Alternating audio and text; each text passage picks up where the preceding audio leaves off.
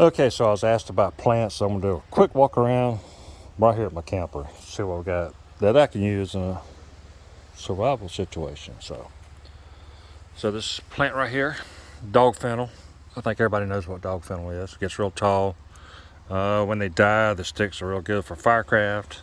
The flower heads are good for firecraft, but the leaves right there are kind of like an insect repellent. So you can crush it up and rub it on you.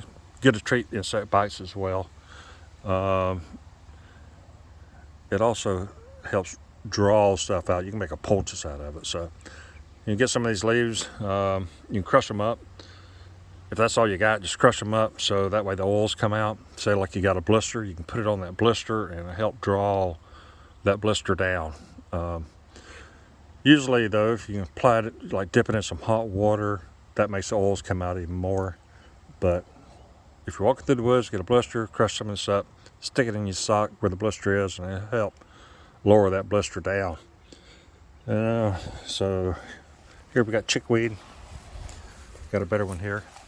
So chickweed, they're starting to bloom right now, but they're edible as well. Uh, Usually best, they're pretty tart right now when the flowers come out, and they get kind of tough. But usually they're real succulent. You snap them off, full of little juice in there. But like I said, they're kind of nasty right now. You want to do it before they flower out if you're going to eat that stuff. So there we got more dog fennel. Here's some rabbit tobacco. Sweet everlasting. It's got that white leaf on the bottom. It'll have a little flower head on the top as well. So good for fires. But this has got a peppery flavor to it, so you can use it for spicy.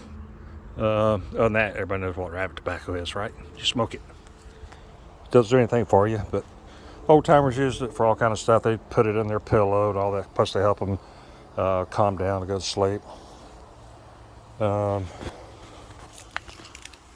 Here we got pepper grass. So you can see little pepper seeds in there. Usually, you see all this stuff grows out in the open. So you see there's a lot on like the middle of the dirt road. But so here we got some peppers that are, there we go, starting to change colors.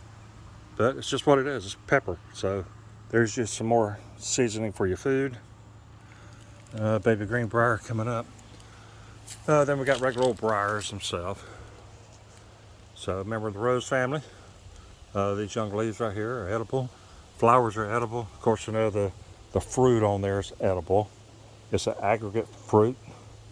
So anything that looks like a strawberry, blackberry, all those are 100% edible, no matter where you're at in the world. What else we got right here? Sumac tree. So a little sumac tree. The leaves are supposed to be good if you crush them up and rub it on like poison ivy. I guess it kind of absorbs the oils off your skin, lessens the effect of the poison ivy. But what else? In the fall, it'll have a big droop of seeds on there. Kind of look like water grapes.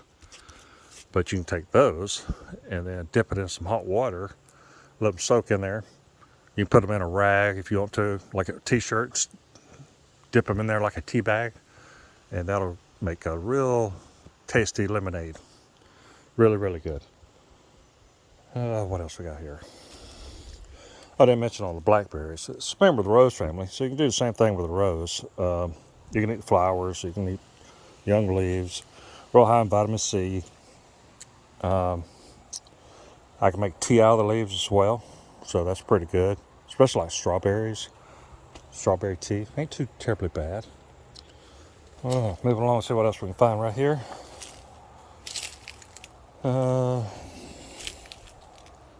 Blackberries, Virginia creeper. I'll go ahead and show you Virginia creeper. Ain't really no use to it, but everybody thinks it's poison ivy. So that's Virginia creeper. Usually has 5 leaves on there, like that one. But when they first start off, sometimes they have 3, and they'll grow on a vine, and they'll grow upside of your house and stuff, and they can cause contact dermatitis if you got like real sensitive skin. But other than that, no harm in them at all. Let's see. Maybe that right there is sheep sorrel, but we'll see if I can find a better one. I know there's some around here somewhere. More sumac. If I can get sheep sorrel. There we go. Oh, that ain't got very good leaves on it either. I'm trying to find one that's got some good leaves because it really helps you identify it. That's got a good one. All right, so you see this plant here. If you drive by like a field that hasn't been plowed or planted, springtime is just real red. That's what this is. We call it Indian cane, but the real name is sheep sorrel. So we used to get these canes when they were red and we chew on them and get the little, kind of like a sweet tart flavor out of it. But the leaves, I'm just going to go ahead and pluck this one leaf. Very distinctive leaf. Looks like an old European spear. There you go, you can see it now. Got the long one that's got those two little barbs on each side. So this tastes like sweet tarts because of the chemicals that are in it. So it's good put in salads and stuff like that to give a little extra kick. You can eat it raw if you want to as well. It tastes good that way also. And that's sheep sorrel. It's going to be found out in the open. More chickweed. I think that's about all we got just right here at the camper. And we got grass. So got the old Bahia grass there. So when it comes to grass families, all grasses, segmented grasses are edible. So when I'm talking about segmented, you can see the segment right there. So it's in joints like bamboo. So all that's edible, just got to know how to prepare it. Ain't a whole lot here to eat on Bahia grass. But some of the bigger grasses like wheat and oats, we collect that grain head, right? Then bamboo, we can dig up the new shoots and cook that. We want to boil them twice to get rid of the cyanide that's in it, and then we can eat that.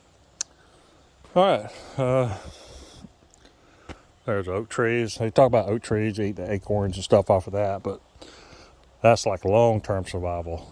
It takes a lot of work. You got to crack all those acorns and boil them and get all the tannins out of them to make it edible. Then you make a big paste and dry it out like flour. All right, so I think that's all I see right here. Oh, greenbrier. I don't see any of that that's ready. Greenbrier, catclaw, wait a minute vine. Florida, they call it bamboo. You see the leaf on there. That's just one type. Some of them are kind of round, but it's a vine that's got all the thorns on it. So if you ever been out in the woods, you got stuck by these things probably. Hence the name wait a minute vine. So on a wait a minute vine, you know they climb up trees and stuff like that, but let's see if this one's good.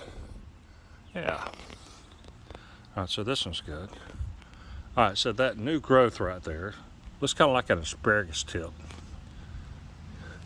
Anywhere that you can go back and snap that thing off, where it's still suckling enough that it'll snap off, you can eat it. Eat it raw, you throw it in your salads, throw it in your soup, whatever. Even these little tendrils that come off and they grab a hold of stuff to climb up the tree or whatever, they're edible too. So if you can snap those off, you can eat those too. So that's about the most abundant food source out in the woods, around here anyway, is that greenbrier. Now if you can dig down, one this big's got a pretty good root structure down there, big old root ball, and it's full of tannic acids. So heard the word brain tanning hide? That's tannic acid that tans that hide. So you can dig that root up, chop it up, soak it in some water, you can boil it and release all those tannins.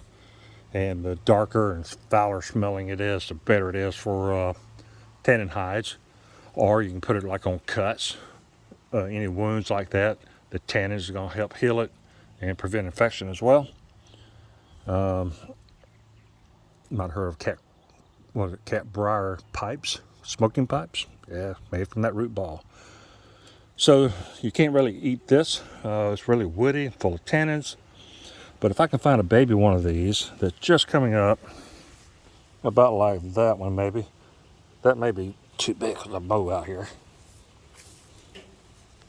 Oh yeah, it's got a big root ball to it. I can't get it out. But you can see how big that root ball is. So that's one I mowed over and it's just growing back out. But you can go out in the woods and sometimes you'll just find an area that's full of these little baby ones. Got those little heart-shaped leaves on them.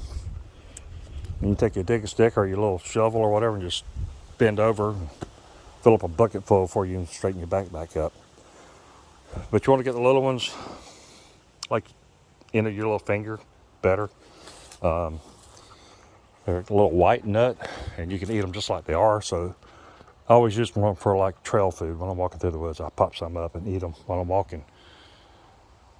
Sometimes you'll get them, they're real tart, that tannic acid in there. Kind of makes your mouth feel dry. That's tannic acid. So those, I would save those, throw them in a cooking pot, and then if there's the other ones that taste fine, I'll just eat them on the trail. Sometimes you can get them from right here and they're tart and go right there and they taste great. Something about the soil, I guess. All right, so I'm going to wrap that up. I think I said enough. So I got to go back to work. I'll see y'all later. Bye.